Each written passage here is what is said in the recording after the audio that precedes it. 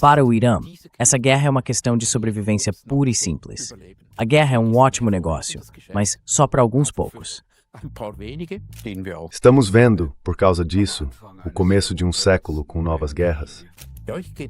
Eu parto do princípio de que essa fase de guerra é o fim. Quer dizer, nós dois não vamos ver isso. Vai levar décadas.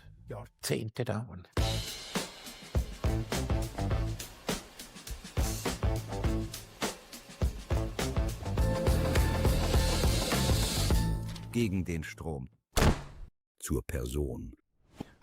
Olá, bem-vindo ao programa Contra a Corrente. Aqui mostramos posições e perspectivas que a mídia de propaganda prefere esconder. Quem hoje quer se informar de verdade sobre questões geopolíticas, faz bem em deixar a mídia tradicional de lado e recorrer à publicação online Fórum Geopolítica. Lá você encontra análises, os interesses por trás dos fatos e as conexões geopolíticas que não aparecem nos jornais. O responsável por essa publicação é o Dr. Peter Hensler, um jurista bem-sucedido que mudou de área e passou a atuar no jornalismo. Olá, Sr. Hensler. O senhor discute temas de geopolítica, questões sobre o Irã. Como está o sucesso da revista?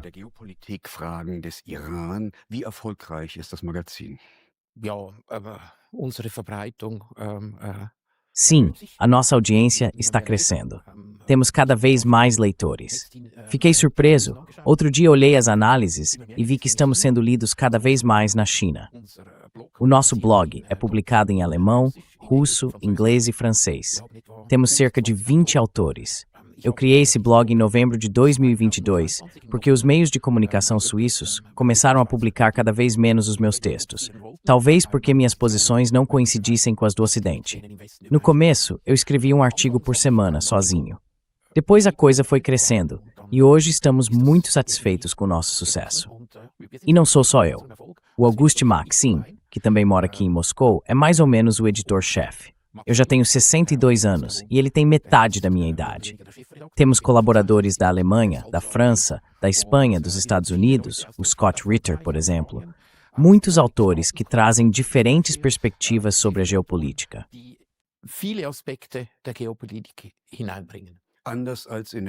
Diferente dos Estados Unidos, do Reino Unido, da China e da Rússia, na Europa Central, especialmente na Alemanha, quase não há interesse por questões geopolíticas. Você pode me explicar por quê?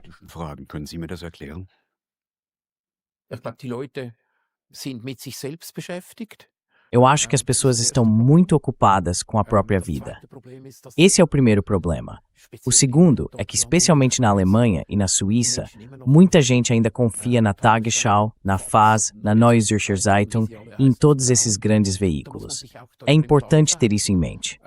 Eu mesmo já trabalhei 100 horas por semana e quando tirava 1 hora por dia para ler 2 ou 3 dessas publicações, também achava que estava bem informado. Grande parte do meu trabalho é ler. Der große Teil meiner Arbeit besteht darin zu lesen. Also, ich stehe morgens 5 Uhr auf und lese. Então eu acordo às 5 da manhã e passo as 3 primeiras horas lendo. Depois eu escrevo e em seguida volto a ler. No total, eu leio umas 10 a 12 horas por dia. E é algo extremamente difícil. Mesmo na internet tem uma quantidade enorme de informações, mas também tem muita coisa inútil. Ou seja, não é porque um meio é alternativo que ele é bom. Quando eu encontro uma nova fonte, eu acompanho por um tempo. Leio por 2 ou 3 semanas, e aí, pouco a pouco, dá para perceber se ela é confiável ou não. Enfim, conseguir informação hoje em dia ficou algo muito difícil. Como você encontra suas fontes? Sim, por meio de navegação, do X, do Telegram. E também de fontes que eu conheço bem, com autores com quem eu troco mensagens ou converso. A gente compartilha informações, e aí alguém diz, olha, dá uma olhada nisso, e também naquilo. Isso leva muito tempo. Leva realmente muito tempo. Não é nenhuma ciência de foguete se informar bem, mas exige tempo.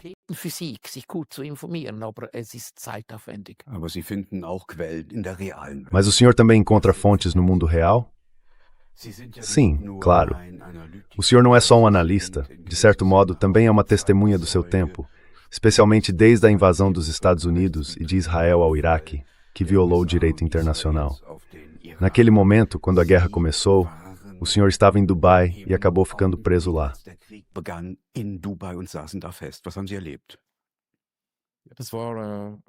O que eu vivi?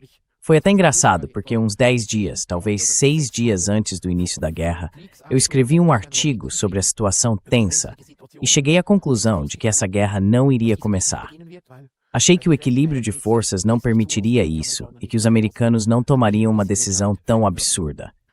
Aí o Scott Ritter me ligou e disse: "Você está errado." Acho que 2 dias antes do início da guerra, ele escreveu um artigo dizendo que ela ia começar. E eu pensei que estava errado. Mas quem estava errado era eu. E no dia eu os aviões e começaram as explosões. Habe ich Flugzeuge gehört und das hat geknallt. Und das war also nicht, es war keine Katastrophe, wir waren nicht. Mas não foi uma catástrofe. A gente não ficou com medo. Só que muita gente entrou em pânico e acabou fugindo por terra, passando por Omã e pela Arábia Saudita. Nossos voos foram cancelados e eu estava convencido, eu estava em Dubai, de que eles certamente iriam bombardear o centro da cidade. E eu acabei tendo razão. Ficamos presos por uns 10 dias por causa da situação e depois conseguimos sair sem problema. Eu conheço pessoas que agora estão voltando para Dubai. Tenho amigos próximos lá. O Simon Hunt, por exemplo, é um dos nossos autores e mora em Dubai. Ele também já se preparou, caso precise deixar o país. E nesse caso, iria para a Tailândia.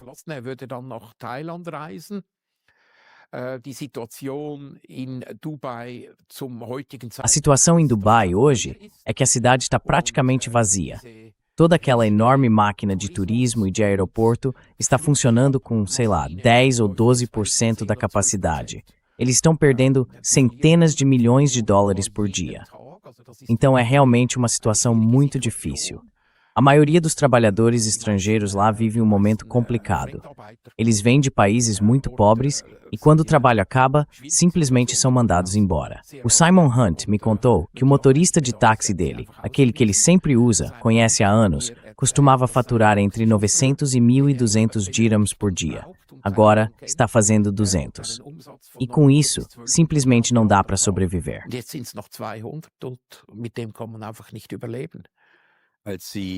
Quando o senhor foi pego de surpresa pela guerra, estando com sua família em Dubai, numa cidade sob ataque, o que passou pela sua cabeça naquele momento? Sim, eu era responsável pela família e primava manter a calma.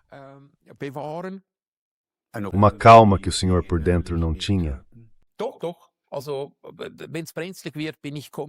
Sim, sim.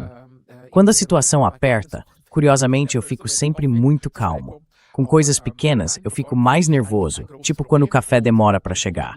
Mas não, para mim aquilo não foi realmente um grande problema. E claro, tem também a questão da responsabilidade. Eu estava lá com a minha esposa, a irmã dela, o filho dela e um amigo da escola do menino. Eles teriam que voltar para a escola na segunda-feira, mas estavam completamente empolgados. O hotel era ótimo, estavam de férias. Então acalmar as crianças não foi difícil. Quando a gente foi embora, na verdade, eles ficaram até decepcionados.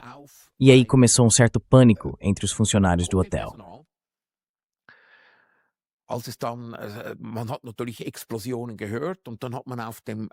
A gente ouviu explosões, claro, e logo depois começaram a chegar alertas de bomba no celular. Acho que foi na segunda ou terceira noite que a gente foi acordado. Disseram que todos deviam ir para a recepção e depois mandaram a gente para a garagem subterrânea. Eu disse que não ia. Voltamos para o quarto e fomos dormir de novo. No dia seguinte, dava para ver claramente quem tinha passado a noite na garagem e quem ficou no quarto do hotel. As pessoas também exageraram um pouco. Quer dizer, eu não achei que o centro da cidade fosse ser atacado. Mas acabou acontecendo um ataque a um hotel onde estavam hospedados soldados americanos.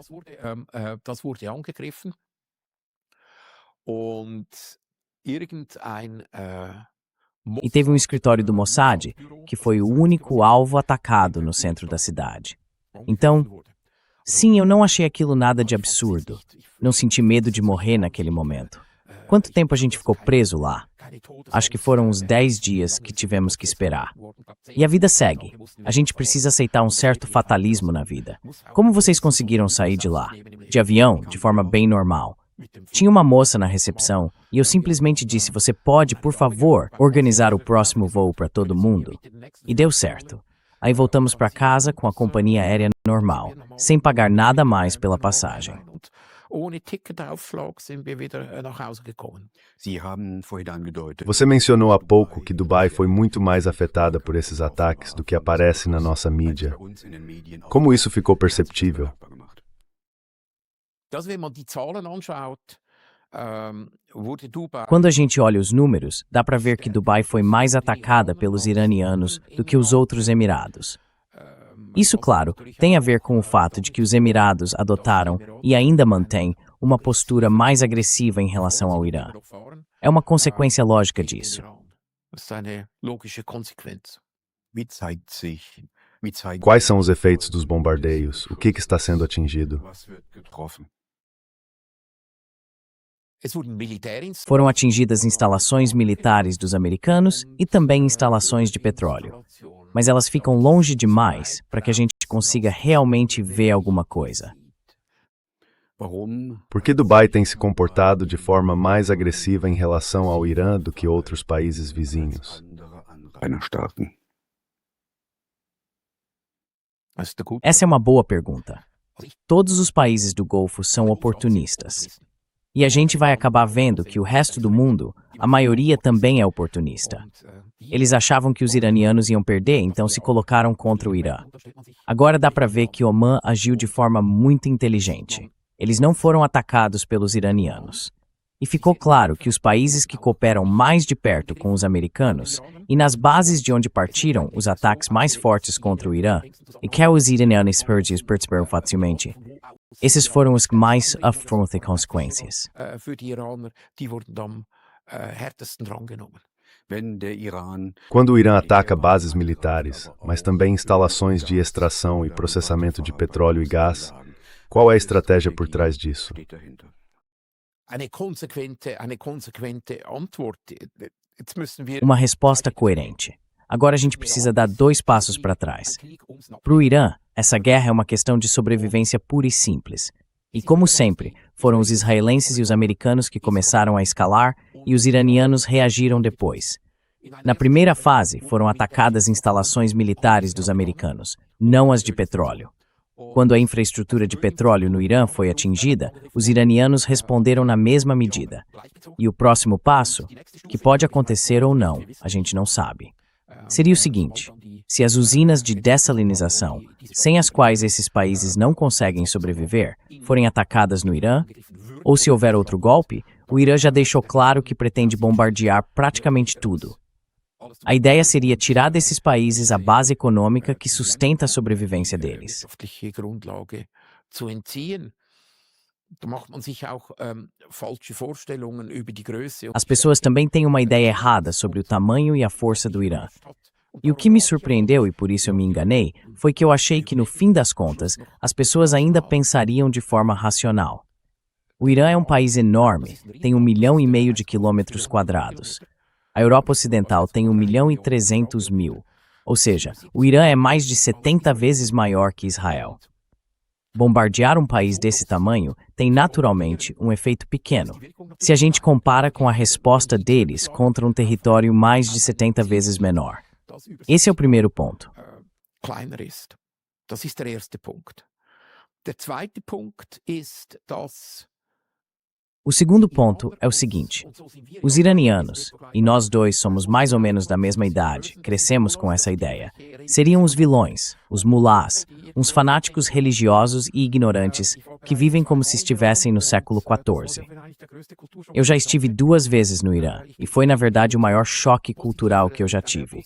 Fui para lá com uma impressão positiva, mas fiquei completamente surpreso com o nível de educação, com o quanto as pessoas são instruídas. Quando você conversa com elas, e é importante dizer, não são árabes, são persas, e isso faz uma diferença enorme, dá para ver que o nível de formação é altíssimo. Bildung ist extrem hoch. Viele Leute sprechen hervorragend Englisch. Muita gente fala inglês muito bem, francês também. No ano passado, o Irã formou o mesmo número de engenheiros que os Estados Unidos, mais de 240 mil pessoas. E já em junho passado, dava para perceber o quanto os iranianos avançaram na área de tecnologia militar. A tecnologia deles está num nível altíssimo. Não só alto, mas altíssimo. Segundo especialistas, a engenharia de foguetes deles está 10 anos à frente da americana. E os mísseis iranianos não ficam atrás dos russos nem dos chineses. Den chinesischen in nichts nach. Und das ist selber entwickelt und selber produziert. E isso foi desenvolvido e produzido por eles mesmos. Além disso, todas as bases de foguetes, que são verdadeiras cidades subterrâneas, não ficam a 30 ou 40 metros de profundidade, onde uma bomba anti-bunker conseguiria atingir. Elas estão sob 800 metros de granito. Nos últimos 25 anos, eles se prepararam exatamente para esse cenário e fizeram isso de forma muito inteligente. Os ataques dos americanos e dos israelenses, especialmente aquele contra a escola de meninas, onde 165 garotas foram assassinadas, é preciso dizer, isso é absolutamente brutal. E mais de 80 hospitais foram atacados. Es wurden über 80 Spitäler angegriffen. Also mit der heutigen Intelligenz der Systeme. Com a inteligência que esses sistemas têm hoje, eu só posso supor que foi de propósito, porque os alvos militares são praticamente intocáveis. Agora, o número de mortos são cerca de 3 mil civis. Isso é brutal, é horrível, mas estamos falando de 92 milhões de pessoas. Então, se a gente olha as estatísticas e as proporções, é quase nada. Por outro lado, e isso está ficando cada vez mais claro, Tel Aviv e Haifa foram atingidas de forma muito pesada. Foi justamente por isso que no verão passado foi anunciado um cessar-fogo. Mas pelo visto, eles não aprenderam nada com isso. Eu não acredito que o Irã possa ser derrotado. Dass Iran besiegbar ist. Der Eindruck, der durch die Propaganda in Westeuropa. A imagem que a propaganda na Europa Ocidental passa do Irã é uma mistura de beduínos e Lawrence da Arábia. Os dois agressores se enganaram completamente. Por quê? Ja, komplett, ja. Warum?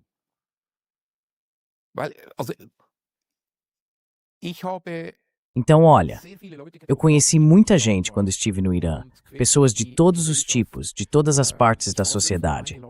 Fui convidado 5 vezes para ir lá, e eu sou uma pessoa totalmente não religiosa, vindo de uma família muito religiosa. Na segunda vez, fui com a minha esposa. Tivemos 5 noites incríveis, muito divertidas e agradáveis. E eu podia perguntar o que quisesse, e foi exatamente o que fiz. Eram pessoas muito instruídas. E para mim, todo me perguntou como você se descreveria. Hat mir eigentlich gesagt, wie würden Sie sich selbst beschreiben? Da sagt immer, ich bin ein Drittel Muslim, ein Drittel. Ele sempre diz assim: eu sou um terço muçulmano, um terço persa e um terço voltado para o Ocidente.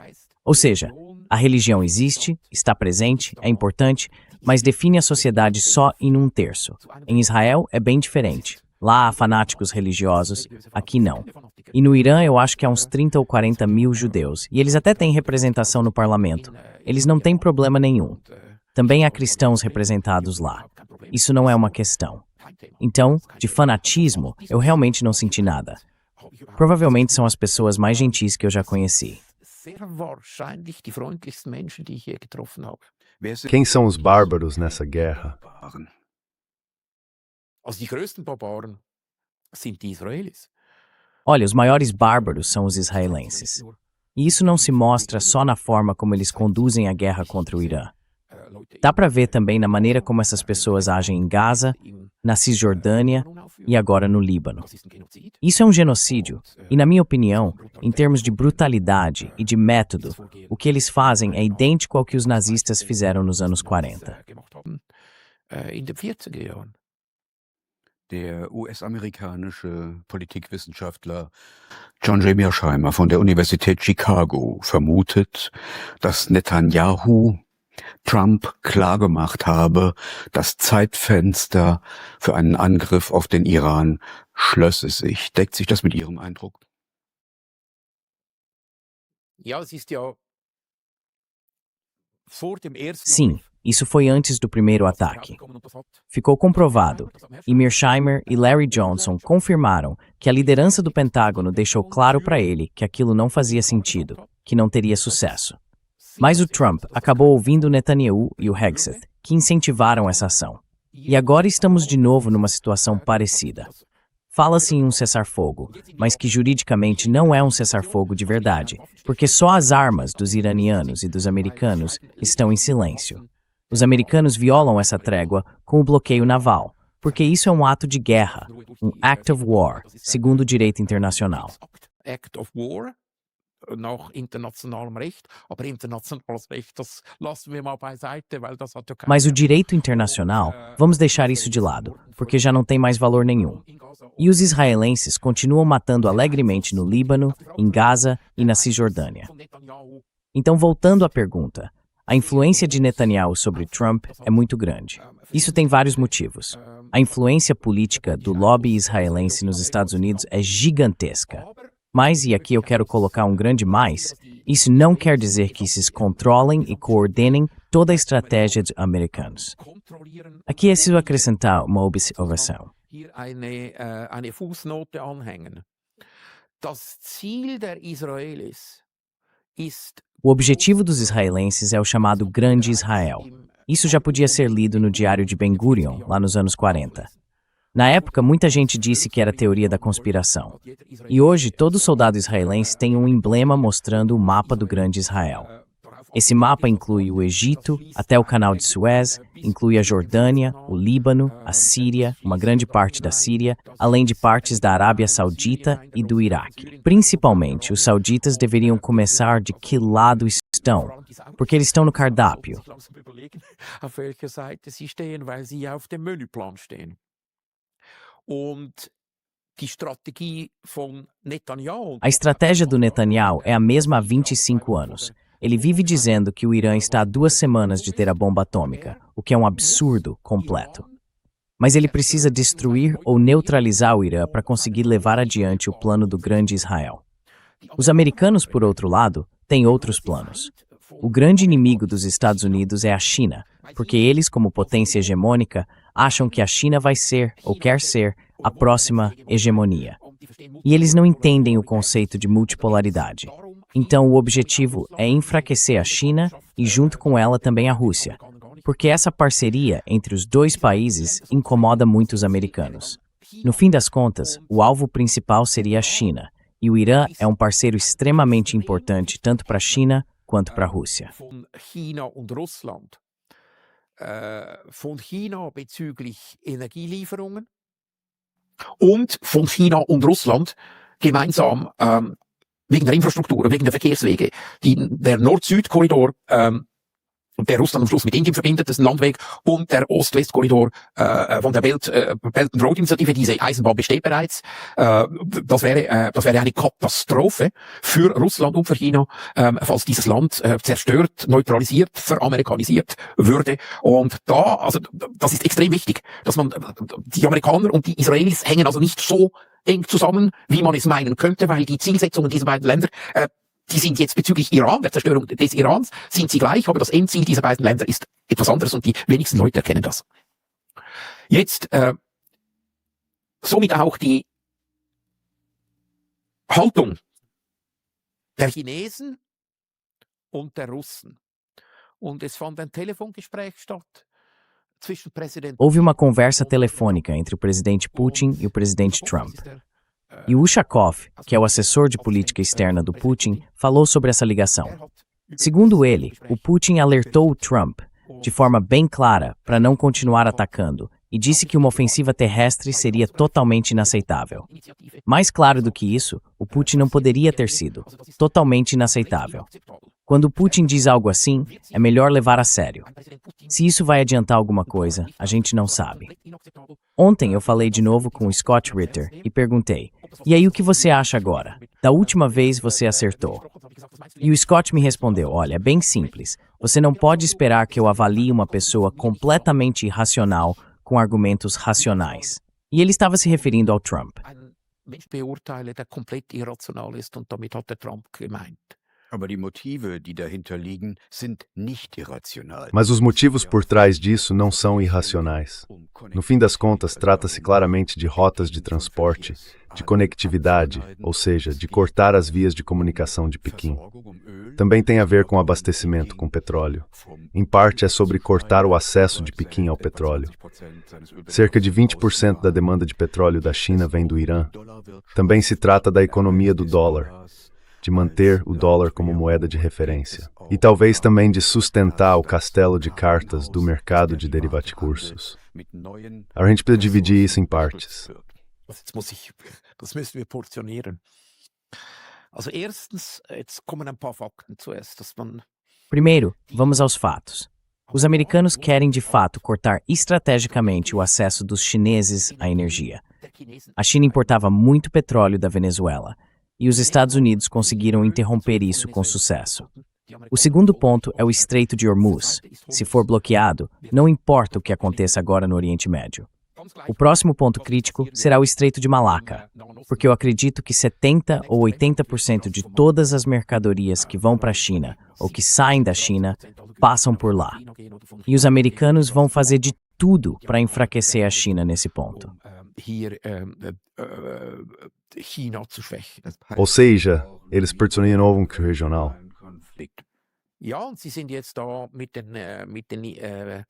Sim, e agora eles estão negociando com a Indonésia. Então isso vai continuar. Faz mais ou menos um ano que eu escrevi uma série chamada A Guerra entre Dois Mundos Já Começou. E ali eu descrevi exatamente isso.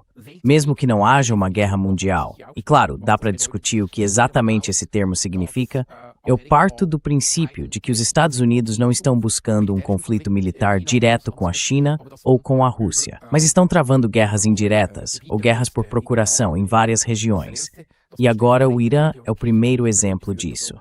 Sobre a Segunda ou a Terceira Guerra Mundial, a gente pode falar depois.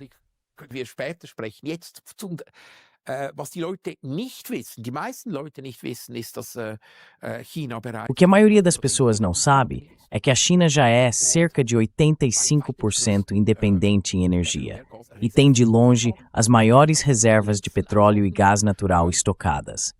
Ou seja, eles conseguem aguentar por mais tempo. Os chineses estão, portanto, numa situação muito boa, especialmente se comparados com a Europa e o Sudeste Asiático, que estão numa situação catastrófica. Isso não faz diferença nenhuma. Podem até reabrir o Estreito de Hormuz hoje. Foram perdidos mais ou menos 1,2 ou 1,3 bilhões de barris. E o impacto e as consequências dessa crise de energia estão vindo como uma onda gigante, um verdadeiro tsunami, em direção à Europa. E isso não dá para mudar. Até o fim de maio, no mais tardar, o problema da energia na Europa não vai ser mais só o preço, mas a própria disponibilidade. des Preises, sondern der Erhältlichkeit in Europa. Dazu kommt, dass Além disso, tem a questão das substâncias necessárias para produzir fertilizantes, cerca de 35% da produção mundial. Isso significa que se a gente olhar para os países mais pobres, eles praticamente não têm mais fertilizante. As consequências disso vão aparecer no começo do ano que vem, e isso vai causar fome em várias regiões. O terceiro ponto é o hélio. Eu acredito que algo entre 30% e 35% de toda a produção mundial de hélio passa pelo Estreito de Hormuz. E o hélio é essencial para a indústria de chips. Ou seja, também aí a situação já está comprometida. E sinceramente, eu fico um tanto sem palavras ao ver que até o Financial Times, que se apresenta como um jornal voltado para a economia, trata esse assunto de forma tão despreocupada. E além de tudo isso, agora vem a questão dos derivativos. den WTI-Preis, der WTI, West Texas Intermediate, das ist das amerikanische. West Texas Intermediate é o petróleo americano. São apenas tipos diferentes de petróleo. Existem mais ou menos 150 tipos diferentes. A gente costuma achar que são só 2, mas na verdade são cerca de 150. E os preços estão, se eu não tiver desatualizado, entre 100 no WTI e 110 no Brent. Mas isso são contratos futuros, onde você tem o direito de compra. Já o preço do petróleo real, se alguém quiser comprar de fato, por exemplo na Rússia, está em torno de 125. Das liegt bei etwa 125 und im Nahen Osten ist zwischen 140 und E no Oriente Médio, o preço está entre 140 e 170 dólares. Então, se você leva seu navio-tanque para lá, e desenche o tanque, os preços estão de 30 a 35% mais altos. Isso se você conseguir chegar até lá. E quanto ao Estreito de Hormuz, estar aberto ou fechado, desde o dia 28 de fevereiro, a quantidade que passa por ali caiu entre 19% e 95%. Isso é uma catástrofe total. Eu fico sem palavras com o fato de que, especialmente na Europa, onde muita gente lê jornal, as pessoas estão completamente tranquilas. E o mais impressionante é que quando olho os jornais suíços, o grande tema é se as férias de verão vão ficar mais caras, se as passagens de avião vão subir. São esses os assuntos de que se fala na Europa. US-Präsident Richard Nixon. O presidente dos Estados Unidos, Richard Nixon, encontrou um truque para financiar os custos e as dívidas enormes da Guerra do Vietnã. Ele acabou com a ligação do dólar ao ouro e passou a vincular o dólar ao comércio de petróleo. Dá para dizer isso, eu acho. E é curioso perceber que os Estados Unidos e o Ocidente atacam principalmente os países que não querem mais vender seu petróleo em dólar. Líbia, Síria, Iraque, Venezuela. E os iranianos também têm feito isso cada vez menos. Será que existe uma estratégia por trás disso? Steckt da eine Strategie dahinter?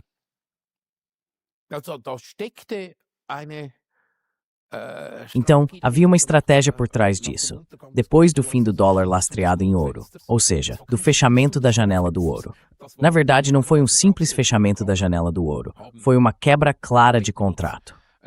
Os americanos, no acordo de Bretton Woods, garantiram aos 43 países participantes que por $35 em papel, eles receberiam uma onça de ouro. Disseram, vocês podem ficar com o papel, o ouro fica com a gente. Isso foi um calote. Aconteceu em 15 de agosto de 1971. E depois disso, o genial Richard Nixon fez primeiro um acordo com os sauditas dizendo, nós protegemos vocês, e em troca, vocês passam a vender o petróleo só em dólar americano.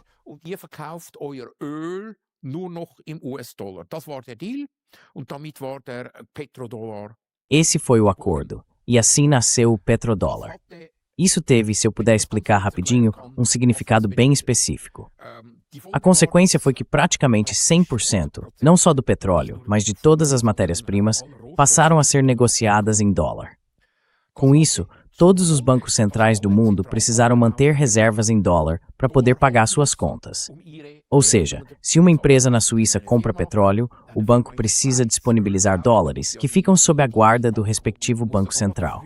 E esses dólares não são mantidos em dinheiro vivo, em notas ou em moeda física americana.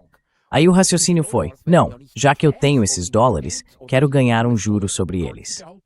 Então o que se faz? Compra-se títulos.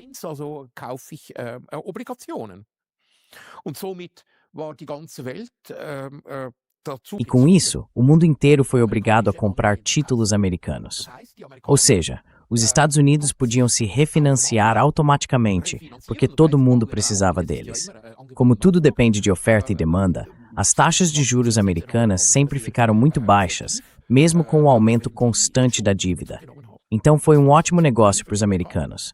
Todo mundo tinha dólares, e eles podiam imprimir quanto quisessem. E foi exatamente o que fizeram. E aí vieram as ações punitivas, bem rapidamente falando.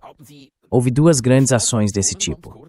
A primeira foi contra Saddam Hussein, aquela história de armas de destruição em massa, tudo aquilo, pura bobagem.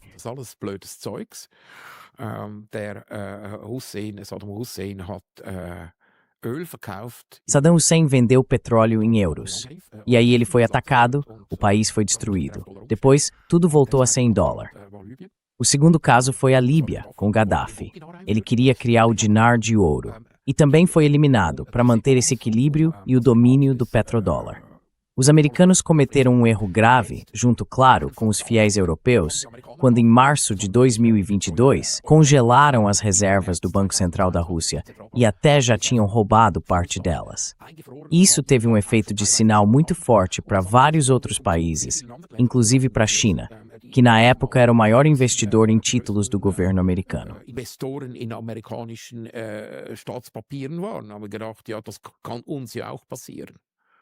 A gente pensou, isso também pode acontecer com a gente.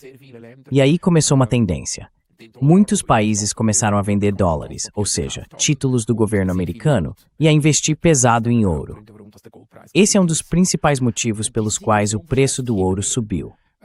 E a situação só vem se agravando porque o Irã, por exemplo, vai evitar ao máximo vender qualquer coisa em dólar. Porque quando uma transação é feita em dólar, ela sempre passa pelos Estados Unidos. E aí eles podem dizer: Sr. Bab, isso nos agrada, vamos pegar esse dinheiro, sancionar e congelar. Und sanktionieren es und frieren es ein. Das heißt, die Iraner. Ou seja, os iranianos fazem as transações em yuan, em real e em ouro. Isso quer dizer que o mundo inteiro vai se afastar das moedas que são perigosas. E a perigosa é o dólar americano. E, claro, também o euro. Porque o euro pode ser congelado pela simpática senhora em Bruxelas. E isso é uma tendência desastrosa para os americanos. Porque eles têm as maiores dívidas do mundo. Até este ano, os Estados Unidos gastavam mais dinheiro com o pagamento de juros do que com o exército. Isso foi corrigido agora, quando o presidente Trump aumentou o orçamento militar de 1 trilhão para 1,5 trilhão, enquanto o pagamento de juros está entre 1,2 e 1,25 trilhão.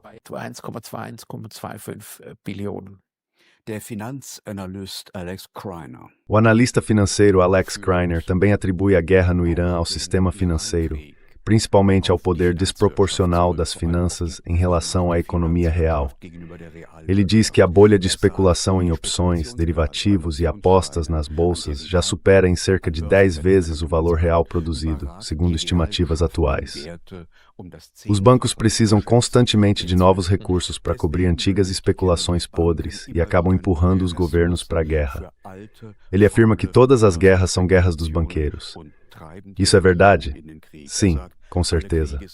Também no caso do Irã. Auf jeden Fall. Auch am Beispiel Iran? Ja, auch. Also, es ist ja immer so. Sim, também. É sempre assim. A guerra é um ótimo negócio, mas só para alguns poucos. A primeira família que realmente transformou isso numa instituição foi a família Rothschild. Então, dá para ganhar muito dinheiro com guerra. A indústria de armas nos Estados Unidos está em alta. E o Kreiner já disse que é preciso ter garantias para novos empréstimos. Ele explicou isso em detalhes, usando o exemplo da Venezuela, já faz alguns meses. E o problema é o seguinte: na Venezuela, agora, não sei se o CEO da Exxon mudou de opinião, mas ele disse que o país, do jeito que está hoje, não é um lugar viável para investir.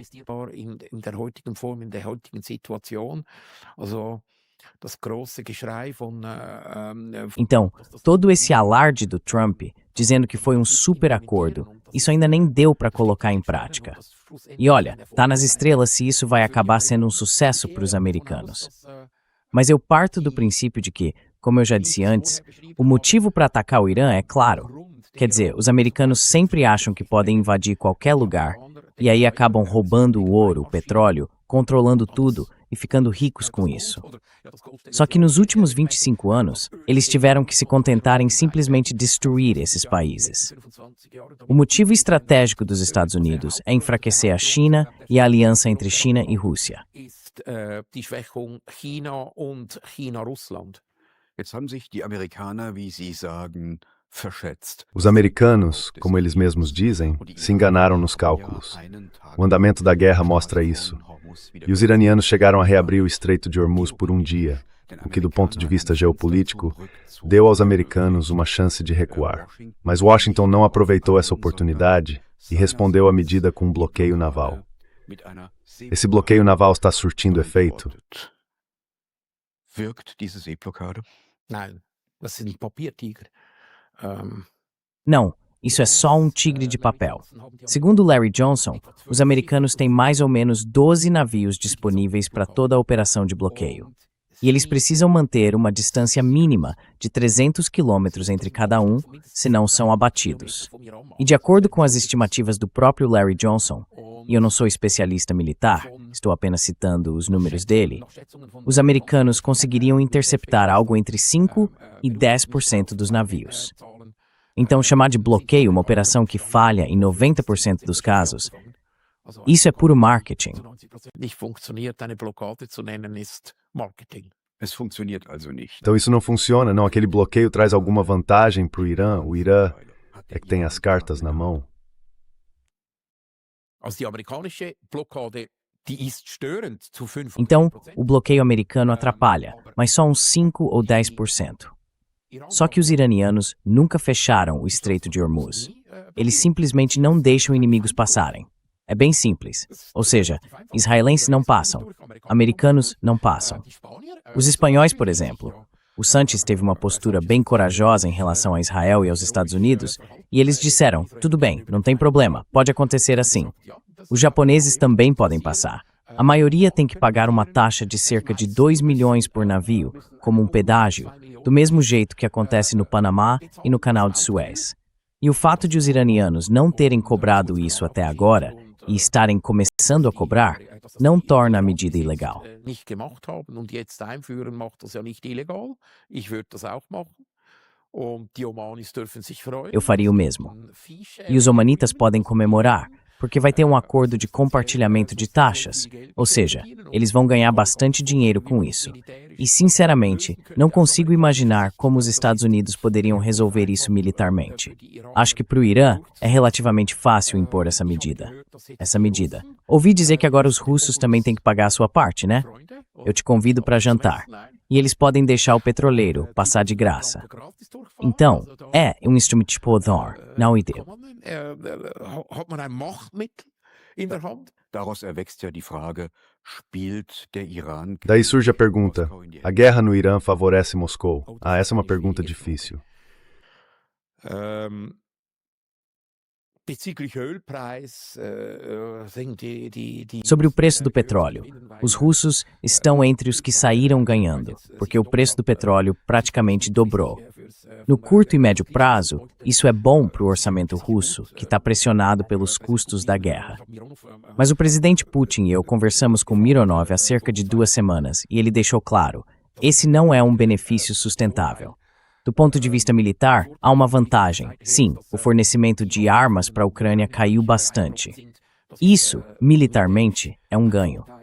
Os russos, claro, se defendem e rejeitam a ideia de que uma guerra contra um parceiro e amigo possa trazer algum tipo de vantagem para eles.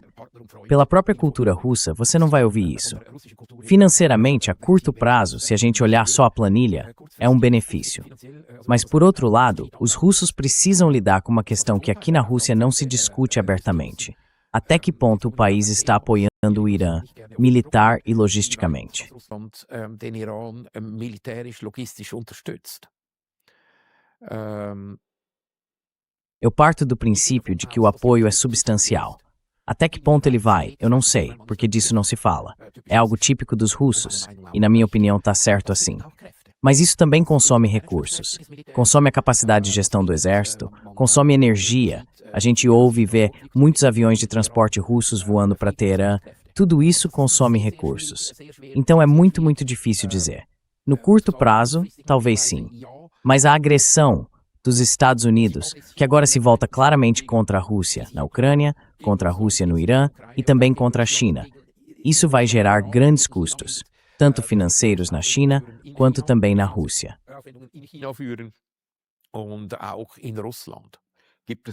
Existe alguma relação interna, uma ligação de fato, entre a guerra contra o Irã e a guerra na Ucrânia?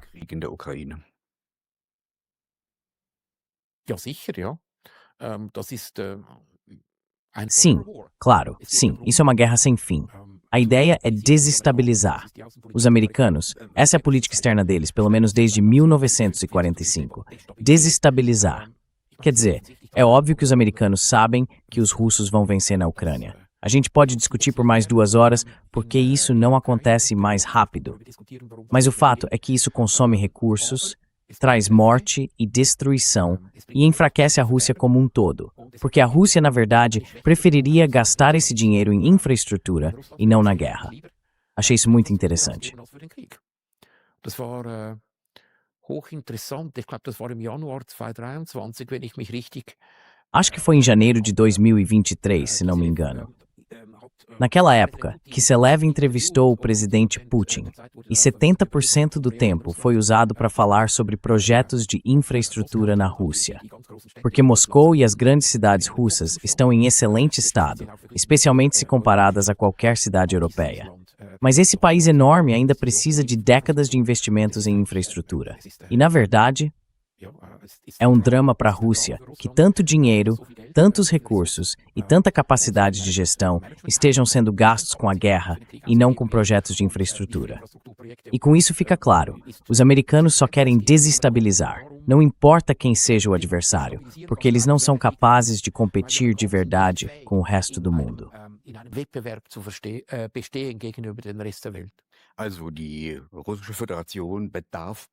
A Federação Russa precisa, por causa da imensidão do seu território, especialmente nas áreas rurais e na Sibéria, de investimentos em infraestrutura.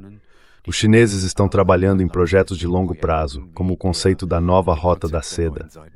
Os americanos tentam reagir a isso com uma estratégia de caos deliberado? Sim.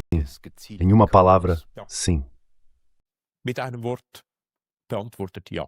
Was bedeutet das für die Europäer? O que isso significa para os europeus? Olha, eu acho que os europeus cometeram todos os erros possíveis. A gente pode falar da Alemanha, por exemplo. Eu nem sei quantos anos faz desde que a Alemanha era campeã mundial de exportação. Eles tinham uma indústria exportadora maior que a da China. Se você conta isso para alguém hoje, ninguém acredita.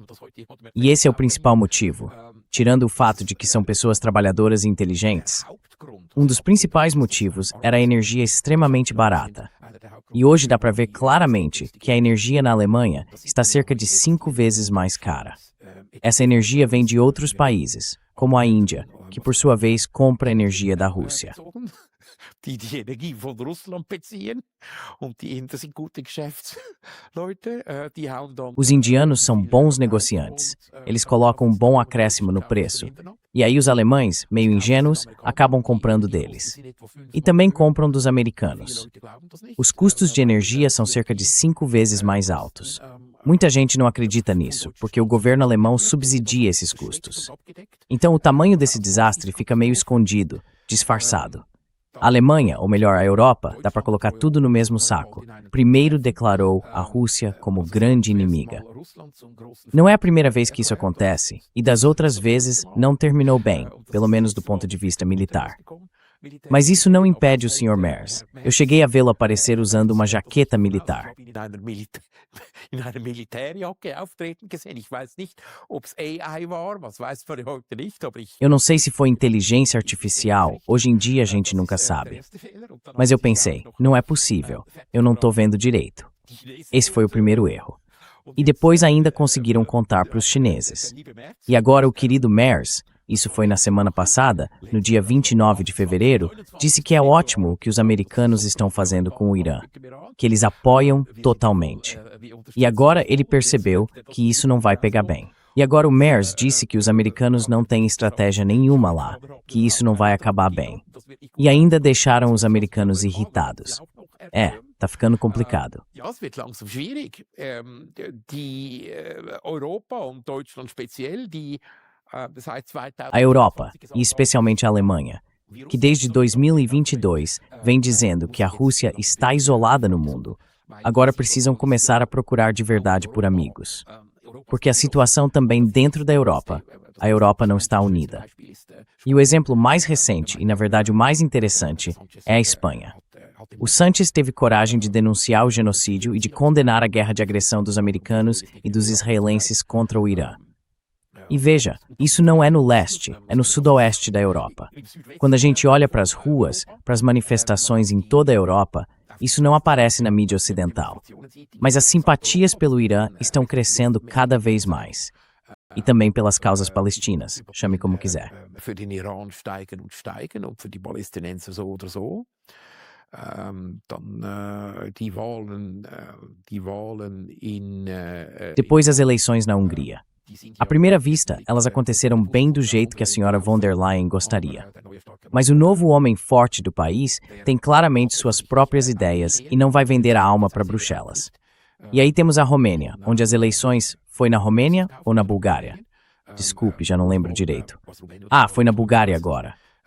Pois é, está acontecendo uma decomposição, uma lenta desintegração. A unidade da Europa já não funciona mais. E agora, a situação financeira é um desastre. E além disso, a questão da energia vai piorar ainda mais.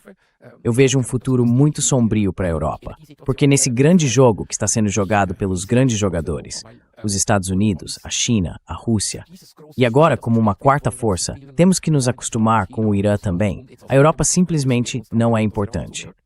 E o que não é importante não recebe financiamento.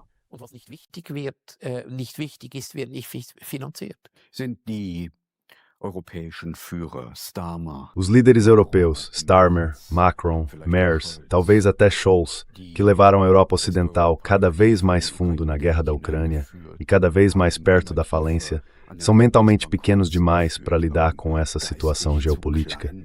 Essa é uma pergunta difícil, porque dá para responder isso com um simples sim ou não. Olha, sendo cínico, eu diria que eles simplesmente não ligam para isso. Então, quer dizer que eles estão moralmente acabados? Eles viajam de jato particular, ficam em hotéis 5 estrelas, ganham muito bem, ainda têm algum dinheiro guardado em algum paraíso fiscal. The Lich interrompeu. Compleber-se,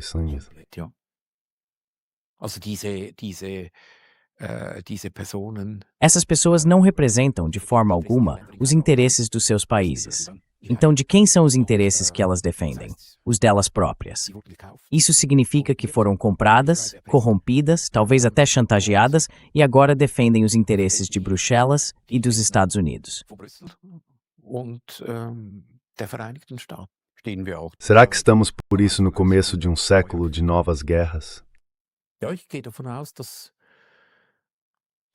Sim, eu parto do princípio de que essa fase de guerra, o fim dela, bom, nós dois não vamos mais ver isso, vai levar décadas.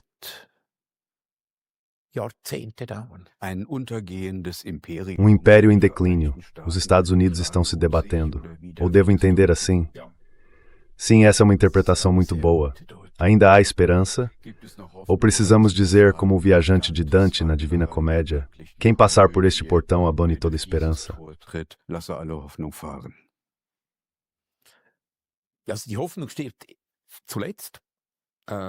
Bom, a esperança é a última que morre. Eu praticamente não penso em outra coisa. Agora vou tirar uns dias de férias, vou desligar a internet e ler só livros que não tenham nada a ver com geopolítica. Eu parto do princípio de que isso já ganhou uma dinâmica própria, a tal ponto que os melhores e mais inteligentes especialistas que eu conheço já não sabem mais o que vai acontecer amanhã ou depois de amanhã. Chegamos a um ponto em que o meu artigo mais recente é, na verdade, mais uma descrição do que uma análise. Já nem dá para escrever um texto dizendo é isso que vai acontecer a seguir. Isso eu ainda conseguia fazer há um ano, quando vi essa catástrofe se aproximando.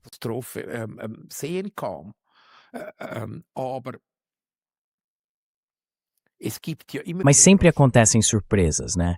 E pode acontecer também de ser uma surpresa positiva. Pode ser que aqui na Europa, afinal estamos falando para um público europeu, o Sanches tenha sido o primeiro. E que talvez existam forças na Europa onde mais gente se levante e diga, querida Úrsula, Sr. Merz e companhia, tchau para vocês, podem ir embora ou até para a cadeia. Isso também é possível. A gente não precisa olhar tudo de forma negativa. Pode ser que as coisas andem rápido. O Sanches foi uma surpresa. Eu fiquei completamente surpreso, positivamente surpreso. E isso pode gerar uma dinâmica positiva. Então, eu estaria numa depressão profunda, ich hätte ja schwerste Depressionen, wenn ich nur schwarz sehen würde. Se eu só visse tudo de forma pessimista, Israel e os Estados Unidos perderam a guerra contra o Irã, uma guerra que eles mesmos provocaram. Os Estados Unidos, um império em declínio, estão reagindo de forma agressiva. Estamos em um século de novas guerras. Mas sempre há surpresas, e às vezes a história toma um rumo diferente do que imaginávamos. Muito obrigado ao analista geopolítico e editor do Fórum Geopolítica, Peter Hensler. Aqui, no programa Contra a Corrente, mostramos posições e análises que a mídia de propaganda prefere esconder. Welche die Propagandamedien verschweigen.